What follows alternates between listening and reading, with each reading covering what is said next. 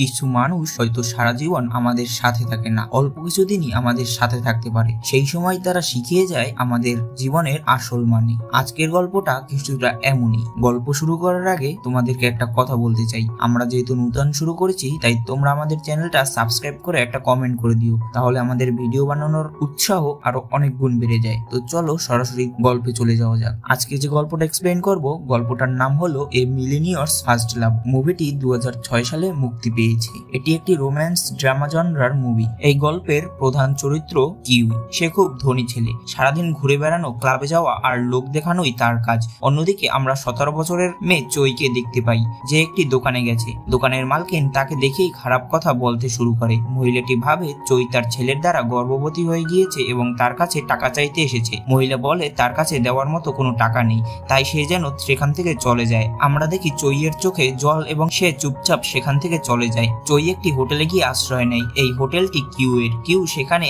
আসে এবং সে চইকে দাঁড়িয়ে থাকতে দেখে একজন খারাপ মানুষ মনে করে। সে চইকে বলে এখানে এসব চলে না, তুমি এখান থেকে চলে যাও। কিউ তাকে কিছু টাকা দিয়ে চলে যেতে বলে। পরের দিন সকালে কিউ নিচে নেমে আসে এবং দেখে চই এখনো সেখানে দাঁড়িয়েছে। সে কিউকে টাকাটা ফেরত দেয় এবং চলে যায়। এটা দেখে কিউ বেশ অবাক হয়। এখন কিউ 18 বছরের হয়েছে এবং সে খুব খুশি, কারণ সে তার সম্পত্তি পেতে চলেছে। কিন্তু তার দাদু এমন এক শর্ত জুড়ে দেয়। দাদু বলেন কিউ যতক্ষণ না তার গ্রামের স্কুলে গিয়ে গ্রাজুয়েশন শেষ করবে, ততক্ষণ সে সম্পত্তির 1 ভাগও পাবে না। কিউ এর জন্য এটা খুবই কঠিন কাজ, আর সে যদি তা না করে তবে সে সম্পত্তির মাত্র 0.1% পাবে। পুরো সম্পত্তি পাওয়ার লোভে কিউ পরের দিনই বাসে করে তার গ্রামে ফিরে আসে, যেখানে সে ছোটবেলায় থাকতো। সে তার বাড়িতে যায়। আমরা তার ছোটবেলার কিছু পুরনো জিনিস দেখি এবং একটি ছবিও দেখি, যেখানে কিউ এর সঙ্গে অন্য একটি শিশু রয়েছে। এই শিশুটি কে তা আমরা গল্পের শেষে জানতে পারবো। কিউ সেই দোকানে যায় যেখানে চই কাজ করে। সে চইকে চিনতে পারে এবং আবার তাদের মধ্যে ঝগড়া শুরু হয়।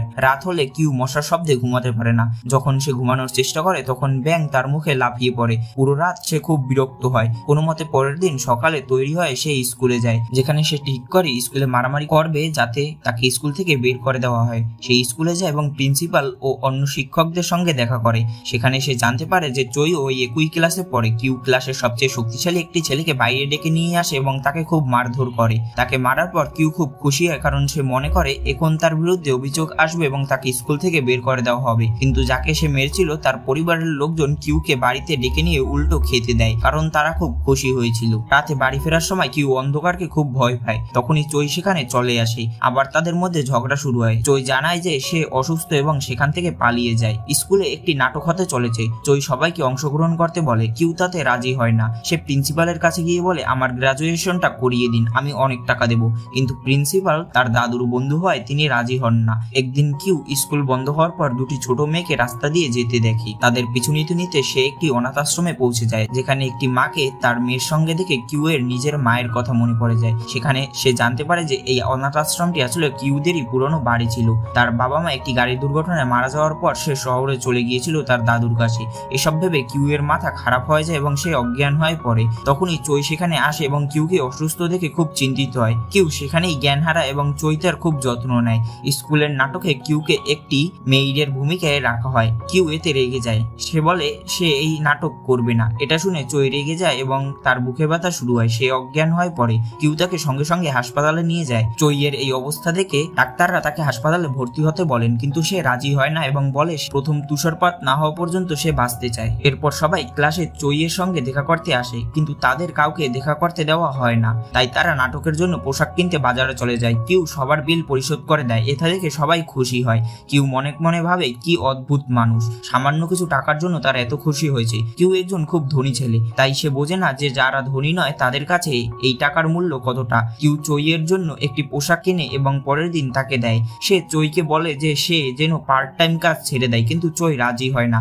একদিন সবাই কিছু টাকা উপার্জনের জন্য খেতে কাজ করতে যায়। কিউ কোনো কাজ করে না। যখন তারা টাকা পায় চই কিউ এর থেকে তার টাকাটা নিয়ে নেয় এবং তাকে সামান্য কিছু টাকা দেয়। চই বলে তুমি যতটা কাজ করেছো ততটাই টাকা পাবে। কিউ এতে কোনো ফারাক পড়ে না, কারণ তার কাছে অনেক টাকা আছে। সেখান থেকে ফেরার সময় কিউ চইকে অনাথ আশ্রমে ঢুকতে দেখে। চই জানায় এটা তার বাড়ি, আমি একজন অনাথ। সে বলে তাই বলে আমার জন্য তোমার যেন কোনো দয়া না হয়। কিন্তু কিউ বলে আমারও মা বাবা নেই, তাই আমিও তোমার মতোই। এখন চইয়ের শরীর আরো খারাপ হতে শুরু করে এবং তাকে হাসপাতালে ভর্তি করা হয়। কিউ তার সঙ্গে দেখা করতে যায়। ডাক্তাররা তাকে জানায় যে চইয়ের হৃদরোগ আছে এবং সে কয়েকদিনের মধ্যেই মারা যাবে। এটা শুনে সেও সেই হাসপাতালে ভর্তি হয়ে যায়। চই যখন কিউকে জিজ্ঞাসা করে তুমি কি জানো আমার কি রোগ হয়েছে, কিউ মিথ্যে বলে যে এটি একটি সাধারণ রোগ। সে ডাক্তারকে অনুরোধ করে যে কোনো উপায়ে যেন সে তাকে সুস্থ করে দেয়, যত টাকা লাগে সে দেবে। কিন্তু ডাক্তাররা বলেন এখন তার রোগ শেষ পর্যায়ে, তাই তাকে কোনো উপায়েই বাঁচানো যাবে না। কিউ তখন কাঁদে এবং বলে যে সে চইকে ভালোবাসে। কয়েকদিন পর চই সুস্থ হয় সেই মহিলাটির সঙ্গে দেখা করতে যায় যার সঙ্গে সে প্রথমবার দেখা করতে গিয়েছিল। মহিলাটি আবার তাকে তাড়িয়ে দেওয়ার চেষ্টা করে। চই কাঁদতে কাঁদতে বলে আমি তোমাকে চিনতে পেরেছি কিন্তু তুমি আমাকে চিনতে পারোনি। তখন মহিলাটি বুঝতে পারে যে এটি তার মেয়ে। 19 বছর আগে এই মহিলাটি তাকে এই অনাথ আশ্রমে রেখে গিয়েছিল। এখন চই তাকে শেষবারের মতো বিজয় জানাতে এসেছে, কারণ সে যে কোনো সময় মারা যেতে পারে।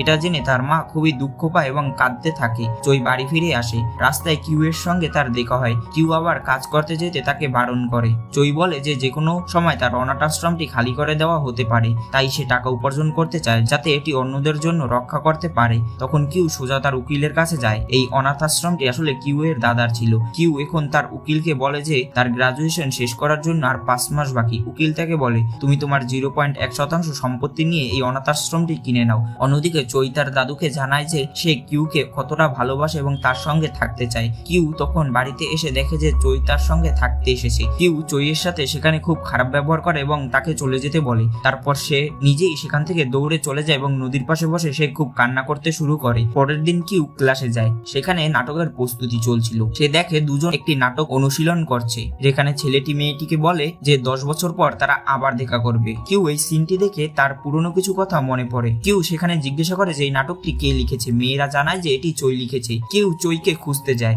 আমরা জানতে পারি যে চই এবং কিউ ছোটবেলায় বন্ধু ছিল। কিউ চই এর হাত ধরে বলেছিল যে 10 বছর পর সে তার সঙ্গে দেখা করবে। এরপরেই তার মা বাবা গাড়ি দুর্ঘটনায় মারা যায় এবং তাকে শহরে যেতে হয়। সে এই সমস্ত কথা ভুলে গিয়েছিল। এখন কিউ চইকে জানায় যে তার কিছু মনে ছিল না এবং সে 10 বছর পর দেখা করতে আসতে পারেনি বলে ক্ষমা চায়। আরেকটি বিষয় পরিষ্কার হয় যে শুরুতে চই কিউ এর হোটেলে গিয়েছিল কারণ সে তাকে চিনতে এবং তাকে দেখতে যেত, কিন্তু কিউ তাকে চিনতে পারেনি। এখন চইয়ের হাতে বেশি সময় নেই, তাই তারা একসঙ্গে থাকতে শুরু করে। প্রতিদিন একসঙ্গে ঘোরা, মজা করা, খাওয়া দাওয়া। একজন মানুষ যা খুশি হয় করে তারা সবই করত।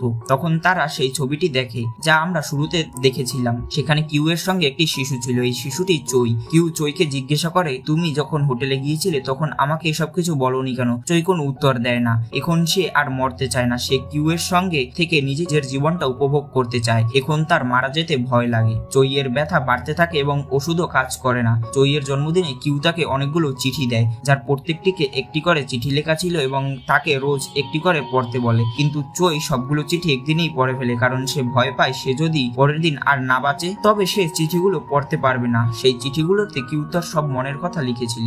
নাটকের দিনটি চলে আসে। মঞ্চে তারা নাটক করে। চই এর মাও তাকে দেখতে এসেছে। নাটকের সময় চই এর বুকে ব্যথা শুরু হয়। নাটক শেষ হওয়ার পর তারা বাইরে যায়। কিউকে ধন্যবাদ জানায় তার জীবনের শেষ দিনগুলো এত সুন্দরভাবে করে তোলার জন্য। সে বলে আমি তোমার কাঁধে 30 মিনিটের জন্য মাথা রেখে ঘুমাতে চাই, এবং সে ঘুমিয়ে পড়ে। তখনই তুষারপাত শুরু হয়। আমরা জানি যে প্রথম তুষারপাতের পর কি হতে চলেছে। দৃশ্যটি কেটে যায় এবং আমরা দেখি সবাই গ্রাজুয়েশন করছে, কিন্তু সেখানে চই নেই, কারণ সে আর বেঁচে নেই। সেদিনই সে কিউ এর কাঁধে মাথা রেখে তার শেষ নিঃশ্বাস ত্যাগ করেছিল।